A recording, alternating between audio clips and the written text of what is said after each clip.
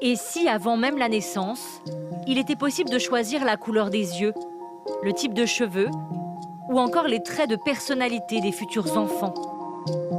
Tout cela en sélectionnant un embryon avec un ADN qui correspondrait aux critères des parents.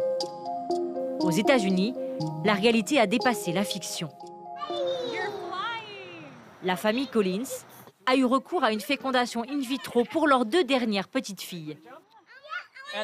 Ça, c'est Titan Invictus Collins. Elle n'a pas encore 1 an. Et ma femme est enceinte de notre prochaine fille, qu'on appellera Industrie America. Pour multiplier leurs chances d'avoir un enfant en bonne santé, le couple a demandé à un laboratoire une analyse des embryons avant la fécondation, un test polygénique. Ça nous a donné un score de santé pour chaque embryon. Et ça nous a aussi indiqué le pourcentage de risque pour chaque maladie. Par exemple, sur les types de diabète 1 et 2, les crises cardiaques ou la schizophrénie. Mais Simone Collins, la mère, ne s'est pas contentée de ces résultats. Elle a demandé à un second laboratoire d'analyser d'autres risques, mentaux cette fois-ci, pour être sûre de sélectionner l'embryon le plus performant. Voici les scores sur la santé mentale. Il y a les pourcentages sur les risques de dépression, d'anxiété, la difficulté à gérer le stress. Et pour elle, tous ces risques étaient très bas. Pourtant, Simone et Malcolm Collins récusent fermement toute accusation d'eugénisme. Pour eux, chaque famille a le droit de choisir les traits qu'elle souhaite chez sa descendance. Les 2 parents font aussi partie du mouvement pronataliste. L'idée, repeupler la Terre en ayant le plus d'enfants possible, tout en garantissant la survie de certaines communautés. Notre but est de préserver et d'agrandir la diversité. Par exemple, les Sud-Coréens vont dans une mauvaise direction démographique. Mais si 15 familles décident d'avoir de nombreux enfants et réussissent à transmettre cette culture à leur descendance et ainsi de suite, eh bien la culture sud-coréenne sera protégée. Et le couple n'est pas le seul à promouvoir cette tendance. Elon Musk se positionne en fer de lance des pronatalistes. Avec ses 11 enfants, le milliardaire dit vouloir éviter que la population mondiale ne s'effondre. Le plus gros problème que l'humanité va devoir affronter, c'est l'effondrement de la population. Un taux de natalité bas, c'est une mort lente pour la civilisation. Oui, faites plus de bébés pour qu'on ait une population durable.